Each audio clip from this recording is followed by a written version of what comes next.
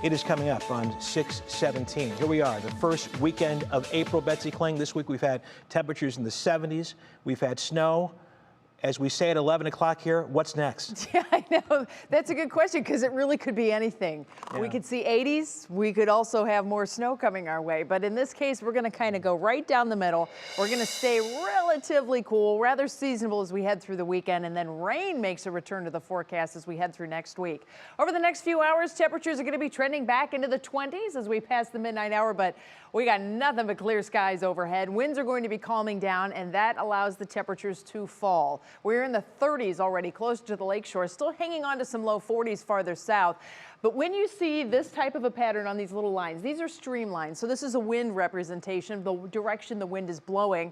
When you see a lot of them packed close together, that's typically the faster wind speed. But when you see them kind of coming out of a same point, that's high pressure. The wind in the atmosphere in high pressure descends and spreads at the surface. So we have high pressure literally sitting over the islands right now. As we go through the night, this moves past us, and then we'll start to see the wind switching around. That will allow some warmer air to come in.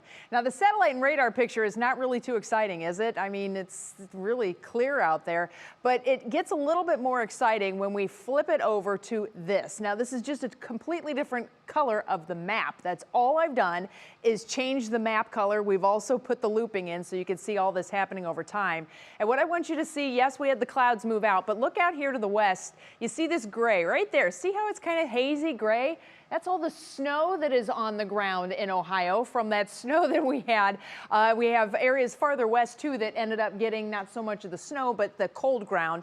So we have plenty to talk about as far as where things are going from here. Okay, the good news is it's clear skies. That's the other part of that visible satellite picture. It allows us to see the ground. Out to the west, though, you can see that we do indeed have some clouds that will be passing through. Those clouds are on the way for tomorrow, but there's not a lot of them. They're not really indicative of a large storm system. So in your National Designer hour-by-hour forecast, we'll just go with cloudy intervals, and I think it'll just be some mid-level clouds that pass through. Probably going to be able to see the sunshine right through it. Russ Mitchell, your veiled sunshine. 50s expected for your highs tomorrow. I think mid-50s, maybe some upper 50s farther to the south. Winds will be picking up too, so keep in mind it's going to be a little bit breezy tomorrow. Union Home Mortgage forecast shows you the warming trend that's coming our way. We'll get back into the low 60s with sunshine on your Easter Sunday. Home opener, we're still hanging on to the mid-60s. We've been pulling temperatures back a little bit every day, but keep in mind with the ballpark close to the lake, we're probably going to end up with a bit of a lake breeze, so that may keep us in the 50s during the game. By Tuesday, then the rain comes in, and once the rain comes in, Russ, it looks like it's going to be staying with us. We get into a little bit of a murky pattern as we head through the mid to end of next week. So don't put the galoshes away. Maybe put the parka away. I don't see any blue arrows facing down on that Nope. forecast. So that's great. Yeah, this is the uphill climb that we are totally fine with. All right, we like that. Okay, thank you so much, Betsy.